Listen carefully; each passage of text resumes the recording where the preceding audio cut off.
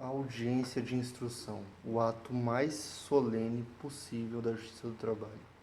Depois da audiência inicial, o juiz ele designa uma audiência para as partes produzirem a prova oral, que é por meio do depoimento de ambos e das testemunhas, que cada um arrolou, certo? Pelo rito ordinário, são até 3 testemunhas, podem ter outras testemunhas, mas essas, se tiver mais, é testemunhas do juiz. O juiz pode escolher ouvir ou não, certo? Cada parte poderá escolher até 3 testemunhas para delimitar as matérias às quais tem interesse que elas produzam prova, porque na Justiça do Trabalho, por vezes, a parte não tem documentos necessários para provar o seu ponto e, por conta disso, necessariamente precisa de testemunhas, certo?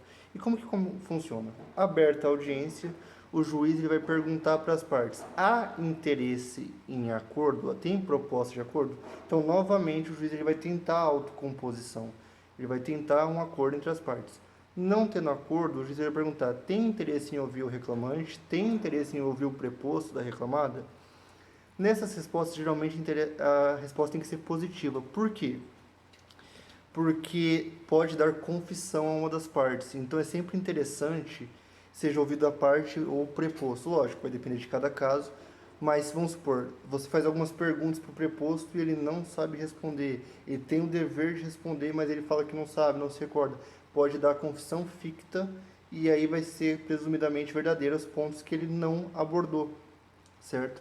Então é sempre interessante ouvir o preposto e ouvir o reclamante. Uma coisa importante que eu já vi muita gente tendo dúvida e dificuldade às vezes na primeira audiência: quem faz perguntas para o reclamante? Somente o juiz e o advogado da parte contrária da reclamada. Quem faz pergunta para o preposto? Somente o juiz e o reclamante. Geralmente o juiz não vai fazer perguntas, tá? Ele pode fazer ou não, mas muitos juízes ele acabam falando só para o advogado da parte fazer as perguntas para a parte contrária, certo? Então, primeiramente, quem vai ser ouvido? O reclamante. Então, o advogado da parte contrária vai falar, fazer as perguntas necessárias com relação ao reclamante, e o reclamante vai responder. Depois vai ser o preposto. E aí, o advogado do reclamante vai fazer perguntas para o preposto, e aí o preposto ele vai falar as questões dele e as questões perguntadas, certo? Uma coisa importante: seja objetivo nas perguntas, certo? Não fica criando cenários e tudo mais, porque o juiz provavelmente vai indeferir perguntas se você vai criando cenários ou vai tentando induzir ele a uma resposta. Você tem que ter um plano em mente e as perguntas já elaboradas anteriormente dos pontos principais e falar de forma coesa e simples o que você quer que o preposto responda, certo? Depois disso, ouvido as partes, o juiz vai perguntar se há interesse em ouvir as testemunhas. Você vai falar que sim, porque muitas das coisas têm que ser representadas por testemunhas, e aí vai ser ouvidas nessa ordem: as testemunhas do reclamante e as testemunhas da reclamada. Quem pode fazer perguntas? Todas as partes podem fazer perguntas. Então, é tanto o advogado do reclamante quanto o advogado da reclamada vai fazer perguntas, o juiz também, certo? Por vezes, e isso é uma coisa importante, quais testemunhas tem que rolar? As mais importantes, as que vão delimitar o tema que você tem interesse, e o mais importante. Na ordem, a primeira testemunha que você vai ouvir é sempre a mais importante, a que tem mais conhecimento sobre o caso e a que tem as melhores respostas ao seu interesse. Por que isso é importante? Porque às vezes o juiz ele não deixa você ouvir mais de uma testemunha. Ele vai falar que uma é suficiente sobre aquele tema. Você só vai poder ouvir a segunda testemunha se for perguntas ou temas diferentes. Então, sempre nessa situação, primeiro, reclamante, certo? Primeiro, faz a pergunta para a pessoa mais importante, né, para a testemunha mais importante, e depois faz pergunta para as outras testemunhas, certo? Então, você vai escolher primeiro das 3 testemunhas que você rolou, das 2 ou da única, a mais importante, e essa vai ser a primeira a falar. Porque senão o juiz ele pode indeferir as outras, certo? É o poder dele. Se o juiz indefere alguma dessas testemunhas, você vai pedir para contestar os protestos nos autos para tentar eventual nulidade, caso for necessário, em sede recursal. Tudo bem? Certo? Então, primeiro testemunhas do reclamante, depois testemunhas da reclamada.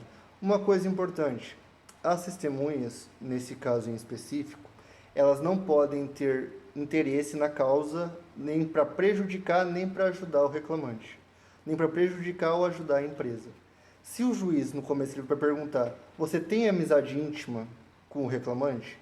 E a testemunha fala assim, tenho. O que o juiz vai falar? Ou não vai ouvir, ou vai ouvir a testemunha como informante. Então ela deixa de ser testemunha e vira informante. Qual que é a diferença? A testemunha tem o dever de dizer a verdade. Então, as informações que ela passa são mais confiáveis e têm uma importância maior. Já o informante, ele pode dizer qualquer coisa, o juiz ele vai considerar ou não o que for estipulado. Então, tem um grau de valoração nesse caso. Então, é sempre importante se trazer testemunhas que não tenham amizade íntima com o reclamante e nem queiram prejudicar a empresa, só queiram contar a versão dos fatos, certo? E se você pode, é sempre interessante, independente da parte que você tiver, você tentar protestar essa testemunha, falar que tem amizade íntima, falar que quer prejudicar a empresa, porque às vezes a testemunha se confunde e ela vai falar às vezes sim em uma dessas questões, e se falar sim, o juiz ele vai ou indeferir o depoimento dela ou ouvir como informante, certo?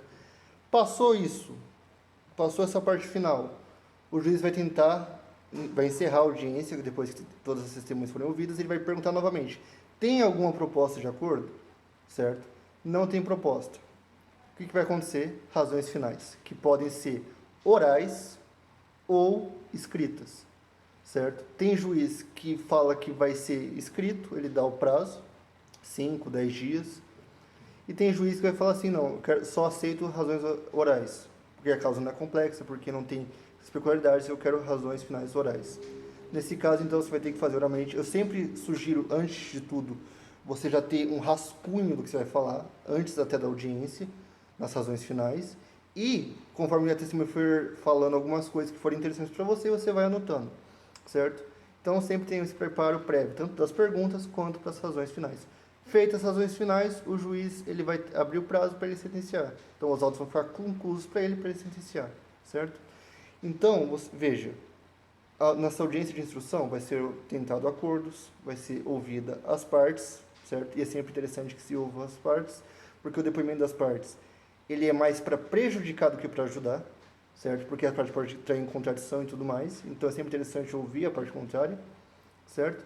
As testemunhas, primeiro do reclamante, depois do reclamado, e ao final vai ter a tentativa novamente de acordo, encerrada a instrução, alegações finais que podem ser orais, certo? E aí você já tem que ter um rascunho pronto, ou o juiz vai abrir prazo para ser por escritos através de memoriais, razões finais escritas. Tudo bem? E se ficar alguma dúvida, eu respondo nos comentários, qualquer questão, tá? Eu sei que é algo complexo, a audiência de instrução, quem nunca fez, inclusive, é uma boa oportunidade de aprender, tem sites, inclusive, que mostram audiência de instrução, até para você ter mais familiaridade do que vai ser colocado. Mas os passos, de forma simples, são esses que eu elenquei.